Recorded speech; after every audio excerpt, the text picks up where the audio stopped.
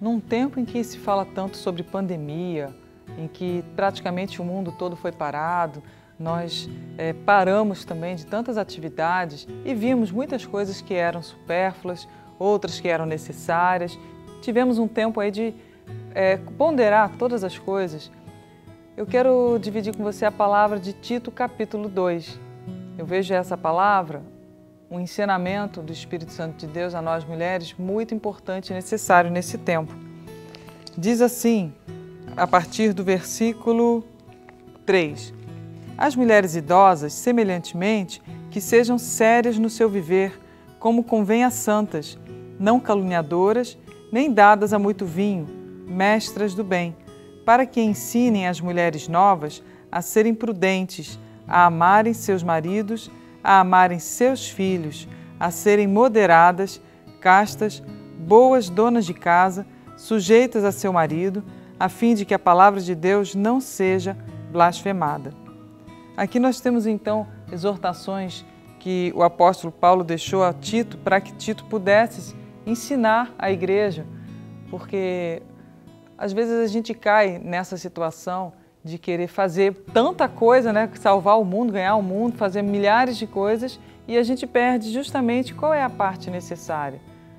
Em relação à nossa vida espiritual, a parte necessária é a gente se alimentar da palavra de Deus, buscar a Deus de todo o coração, a gente ter esse nosso tempo, isso é uma prioridade, uma necessidade. Assim como a gente levanta, lava o rosto, escova dente, né, faz a higiene pessoal, a gente também tem, entender, essa necessidade espiritual que nós temos de buscar a Deus e de ter ali aquele momento de comunhão, de entregar nosso coração a Deus, o nosso dia a Deus, pedir a Deus a sabedoria, a direção, meditar na palavra, para depois a gente começar o restante do dia, né?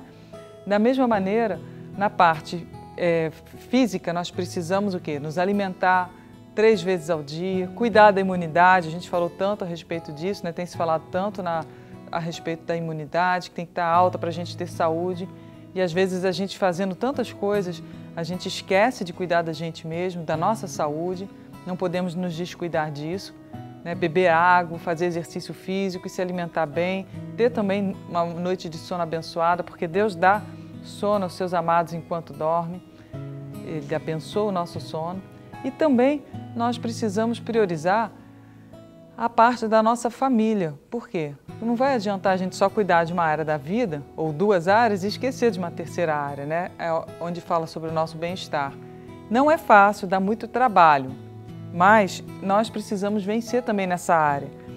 Aquelas que são idosas, como ele diz aqui, semelhantemente, que sejam sérias no seu viver, ou seja, leve a sua vida espiritual, sejam mulheres bem faladas, não fique levando, né, a coisa na brincadeira, porque a santidade é uma separação, né? Não sejam caluniadoras, fofoqueiras, entrando, né, em confusão, na vida dos outros, falando de um, de outro. Isso não tem nada a ver com a vida dos outros. A gente tem que, se vê alguma coisa, dobra teu joelho e ora, pede a Deus a graça sobre aquela situação, em vez de se meter na vida dos outros. A gente não pode estar lá nem em fofoca, nem em calúnias, né? Não dadas a vinho, ou seja, tudo aquilo que tira a sobriedade da nossa vida, que faz com que a gente acabe indo para um caminho que vai trazer dor, vai trazer vaidade, vai trazer, né, tantas coisas que não trazem sobriedade. Sermos mestras do bem, sempre fazendo o bem, perdoando, amando, não levando, né, não deixando o nosso coração ficar contaminado. Mestras do bem, mestrado no bem, olha só. Para que ensinem as mulheres mais novas.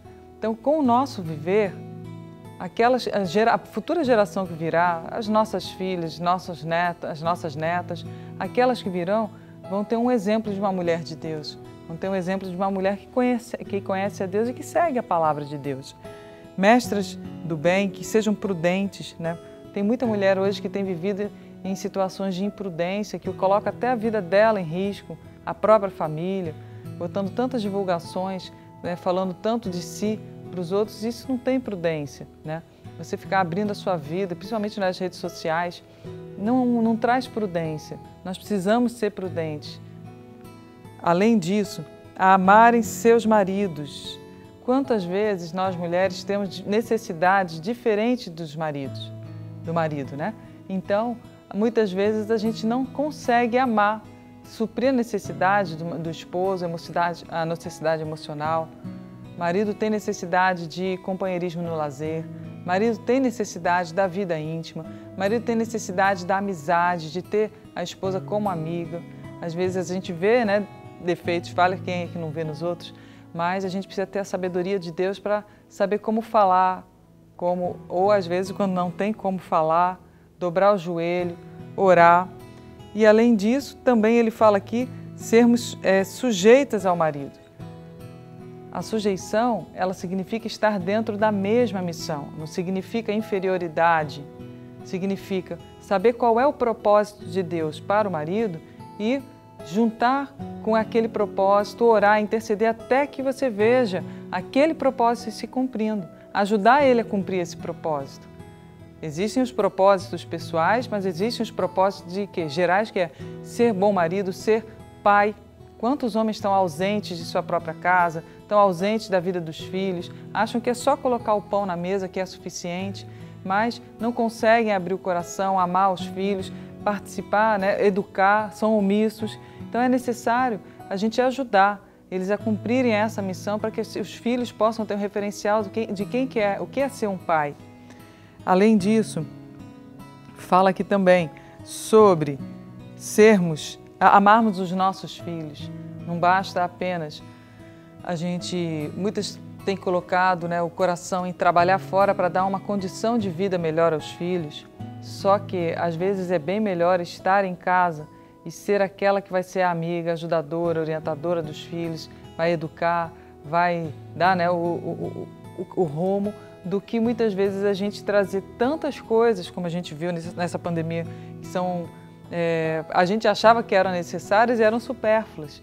É necessário que os filhos se sintam amados e a gente precisa dessa sabedoria para educar, não sendo tão rígida e a ponto de não demonstrar o amor. Tem que ter um equilíbrio. Amar é disciplinar, sim. Não podemos deixar fazer de tudo e querer fazer a própria vontade, porque as pessoas que são deixadas a fazer cumprir a vontade humana, elas mesmas mais para frente vão sentir falta daquele freio. Poxa, eu podia ter tido alguém que pudesse me falar que não era aquele o caminho, e a pessoa vai sentir falta do quê? De uma mãe que pôde orientar, pôde trazer a palavra, pôde dar o rumo para aquela criança, né, para aquele adolescente, no momento que mais precisava. Ainda mais nos dias de hoje, em que a família está sendo tão atacada, é necessário que a gente ame os nossos filhos, mostrando a eles a palavra de Deus. Sermos também moderadas, não podemos ser nem 8 nem 80, precisamos pedir a Deus espírito de moderação, castas, ou seja, santas, né, e boas donas de casa. Às vezes a gente é dona de casa, né, mas boas donas de casa, será que nós somos? Tem que perguntar à família. A gente precisa aplicar o nosso coração. Muitos tiveram, né, o coração ao mercado de trabalho e esqueceram dessa parte. Para quê? Tudo isso a fim de que a palavra de Deus não seja blasfemada. Então que você possa, nesse período, buscar a Deus e que o Espírito de Deus te ajude a vencer em todas as áreas da vida, inclusive nessas aqui, em nome de Jesus.